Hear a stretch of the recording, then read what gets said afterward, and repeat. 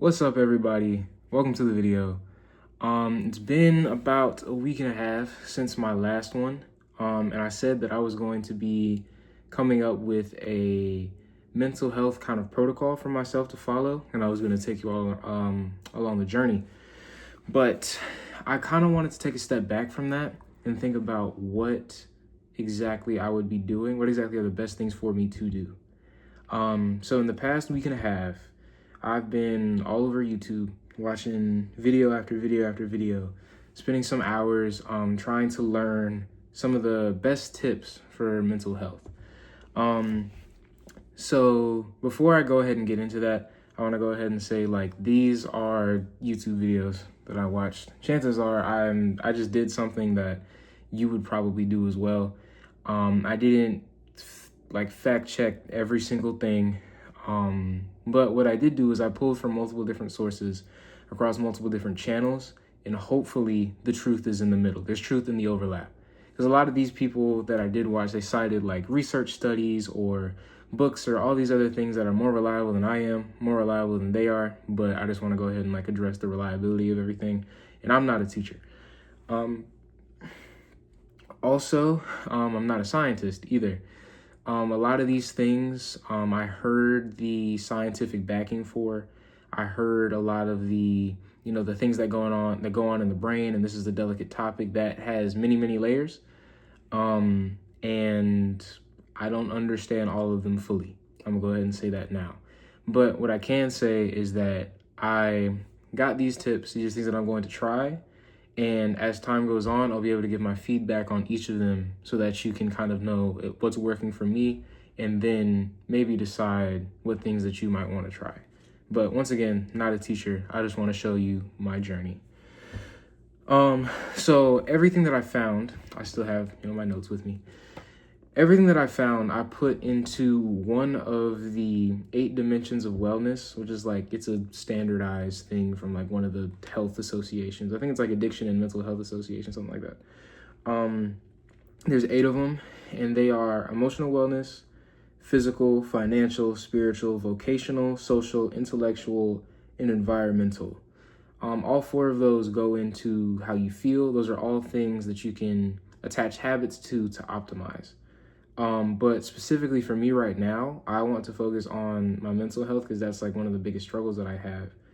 A lot of the things that I found fell into the first 4, which are emotional, physical, financial, and spiritual. When I started watching these videos, the first one that I watched was a long, full mental health guide by Hamza. And he cited these mental health tests, the depression and anxiety tests.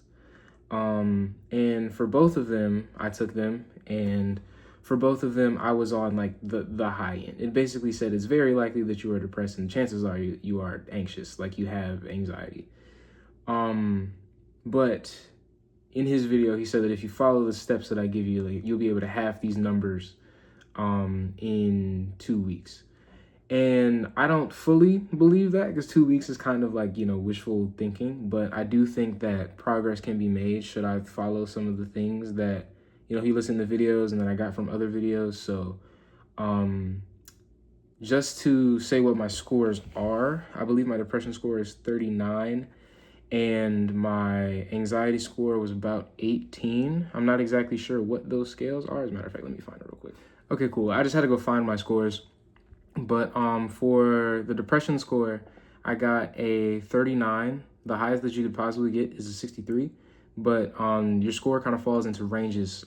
So 39 puts me in the high to severe range, which is kind of it's kind of alarming. I don't really like that, but that's why we're here. For the anxiety score, I got an 18. The highest that you can possibly get is 40. And that put me in the maybe suffering category. None of this is particularly news to me. It's just one thing to see it as a result. But like I said, that's why we're here. So like I said, I'm going to be focusing on the first 4 dimensions of wellness: emotional, physical, financial, and spiritual. and social is going to get like its own attention at a later point. But to jump right into it, first things first, we have emotional wellness, which kind of makes up one of the biggest parts of, the things that I was able to find. So emotional wellness is defined as the ability to understand, accept, and manage your feelings in healthy ways. So the first part of that is to understand your feelings. I feel like for me right now, I kind of understand my feelings, but there are some times where I can't put things into words, or things feel kind of like nebulous, like things are kind of all over the place, and I can't really put concrete words to them because I don't even know if there are concrete words to put to them. But this does lead me to something that I found in one of the videos. In a study, people were shown pictures of people who were experiencing like distress, like there was distress on their face. And the people that were seeing these pictures started to have similar reactions themselves. Like if they saw an angry face, they would start to feel kind of angry, or their brain would show activity in the regions of the brain that denoted anger. However, they were told to put words with these pictures. Now, in some situations, they were told to put a name to it, like Harry or Sally. And when they put Harry or Sally next to these emotions, kind of like denoting them as masculine or feminine, that reaction that they were having, that anger that they were mirroring, did not go away, or it did not diminish. But when they put words of feelings on them, like they said, like that face looks angry, that face looks sad, that reaction, that mirroring was decreased. And that kind of shows that putting words to your emotions is something that can be done to really help minimize the effect of them. That'll help you understand them and also help you manage them. That's two parts of the definition of emotional wellness. And for me, that would look like journaling, which is something that I'm trying to be better about doing, and making videos like these, both for myself and for other people. It gives it like a bigger purpose. Now, the next piece is to accept your feelings. And I define this personally as making a safe space for yourself, like making you a safe space for you. And one of the things that I saw, or that I found about this, is that you can practice something called compassionate curiosity, which is looking at a situation for what it is, like understanding, like trying to recognize the truth of the matter and asking yourself questions about it without judgment. So some of these questions could be like, why do I feel this way? What triggered this reaction? Why am I reacting this way? And asking these questions in a non-judgmental way is the most important piece. Like, for example, if someone is criticizing me on something and I instantly get reactive, I instantly get defensive, right? I put my guard up and I even start to kind of attack them for criticizing me. That's something that I can take a step back from and genuinely ask, why did I react that way? Not in a judgmental way, but out of curiosity, so that I can understand myself and accept that that is something that currently happens, because without acceptance, you can't move forward to change things.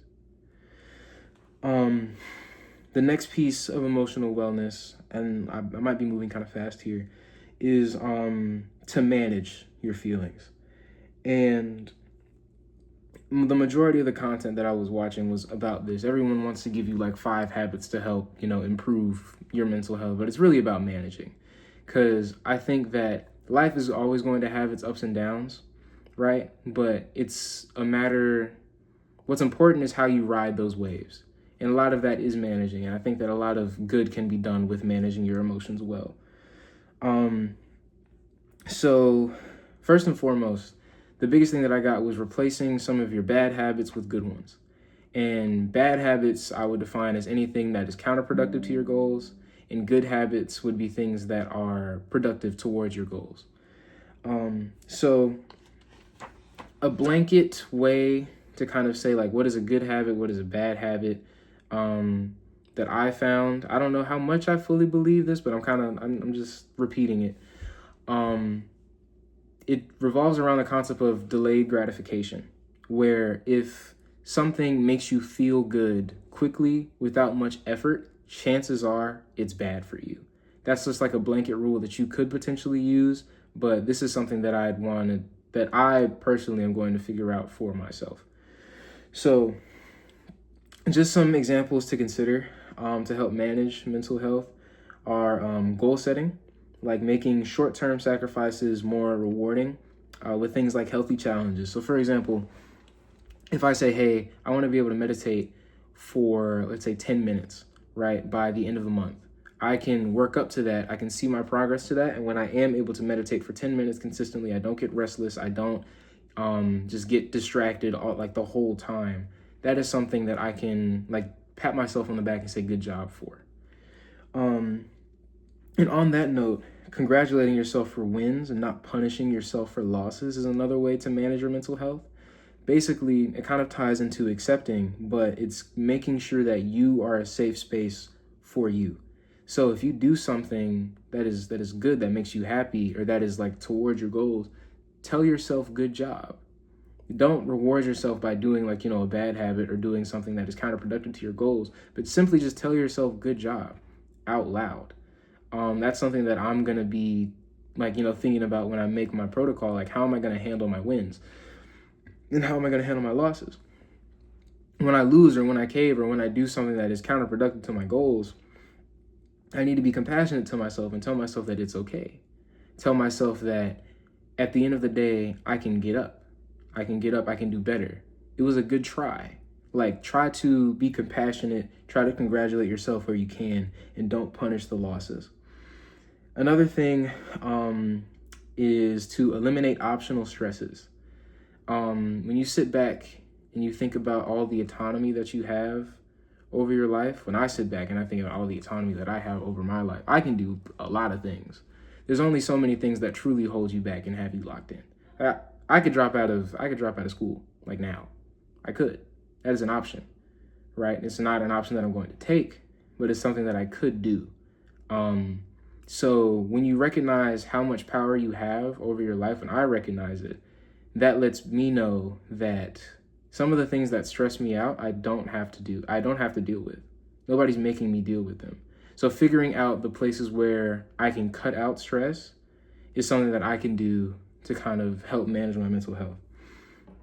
And specifically when, the last one that I want to hit on is specifically when I'm feeling anxious, I can ask myself, what's the plan? Instead of spiraling and kind of letting my body kind of take hold of me, like my heart is just racing and my mind is just racing and I can't think, I can't really move. Just step out of that for a second and ask myself, like, what's the plan? Those are things that I can do to manage my mental health, and those are the big ones that I wanted to focus on. And on top of this, it kind of goes without saying, everybody knows this, but not everybody acts on it. Therapy is a great way to understand, accept, and manage all of your emotional wellness. I'm currently in therapy, and that's something that's been very, very helpful to me, and it's been very helpful to me in the past. Taking that first step is hard, but I feel like if you're in a position like mine, you'll probably wonder why you didn't make that decision sooner. So that's all I wanted to say about emotional health. That was kind of the biggest one. But physical wellness is kind of up there as well. It's a pretty dense one. And I want to define that as taking care of your body through physical activity, healthy foods, and sleep. And I want to break down those three categories as well, like I did with emotional wellness. So for physical activity, some of the most important things is just daily movement. I sat and I watched a TED Talk about, managing your mental health and everything. And the whole TED Talk was about movement. It's about just getting out of your head and into your body and all the benefits that kind of come with that. And daily movement, specifically meditative movement, are two of the most impactful ways that you can do this. Meditative movement includes things like yoga, tai chi, things that you are very present in, even like a stretching routine, things that you can be present in and really feel your body. Those can kind of take you out of your head, especially when you're anxious or depressed and your head seems like the only place that you can be. And Lord knows I know what that feels like. Just to kind of underscore this point a little bit, some of the symptoms of exercise are exactly opposite those of depression. Like for depression, there can be poor and excessive appetite. I know that I kind of oscillate between that. Like sometimes I just won't really eat, and other times I'll just eat like one massive meal and then just call it a day. Like it's pretty bad. But with exercise, whether you're experiencing mental health challenges or not, like it's correlated with regulated appetite. Depression is one of the symptoms of depression is low energy, and one of the symptoms of exercise is regulated energy levels. One of the symptoms of depression is hypersensitivity to pain and stress. And when I heard this in one of the videos, I was like, that makes a good amount of sense, because it's like when something stresses me out, it's like I feel it in my whole body, as opposed to what it was like before, where it was like something stressed me out, but it didn't shake my entire being. But one of the symptoms of exercise is regulated pain tolerance, because when you have an elevated heart rate, like that is stress. Your body receives that as stress, but your brain and your body release chemicals, not a scientist, your brain and your body release chemicals that help you tolerate this pain, and they stay in your body as well. So that helps you better deal with the pain and stress of everyday life. So that's physical activity. Next is healthy foods. Not a dietitian, but I will say that there are plenty of diets out there for that people can follow. They each have their benefits. Some are good for some people, some are not good for other people. But one thing that I found was pretty consistent was just staying with a relatively whole food diet, like single ingredient foods like potatoes. The only ingredient in potatoes is potatoes. The only ingredient in broccoli is broccoli. The only ingredient in steak is steak. So sticking with things like that, you can create a pretty good and flavorful meal, with seasonings and stuff. But keeping it like that can be something that helps you stay on a healthy diet and would promote your physical wellness. And the biggest one in this section, I guess the most complicated, that I guess we've all probably heard of, is sleep. And with this, routine is king. Routine is king when it comes to sleep. So in the mornings, it was recommended to have a consistent wake time and to get sunlight for like 5 to 10 minutes as soon as you possibly can. Those are the things that kind of cue your circadian rhythm to say, hey, it's time to be awake. It's time to release serotonin. It's time to get going. Serotonin is one of the chemicals in your brain that like triggers like awakeness, like drive, things like that. In the evening, this is the one that can be a bit more difficult. So screens off 2 hours before bed is something that I saw, along with not eating before bed, just so that your brain and body can kind of wind down. And on this winding down kind of front, make sure that the lights are kind of low. And the goal is to decrease your heart rate before you go to sleep. So things like, just sitting in bed and reading, maybe meditating, maybe like going on like a slow walk outside, like underneath the moon with like, provided you don't have like excessive street lights or something like that. Things like that can be things that kind of calm you down, reduce your heart rate so that you can ease into sleep. And also a consistent sleep time as well. In general for sleep, it's good to kind of follow a routine throughout your day. So let's say you wake up in the morning at the same time, you get your sunlight, right? After that, it would be best to kind of have like your hygiene routine or some kind of morning routine that cues like, hey, the day is starting, and some kind of evening routine like, oh, I shower, I brush my teeth, I grab my book, I sit down, things like that kind of cue, hey, it's time for me to go to sleep. These also help with the like releases of serotonin in the morning and melatonin in the evening.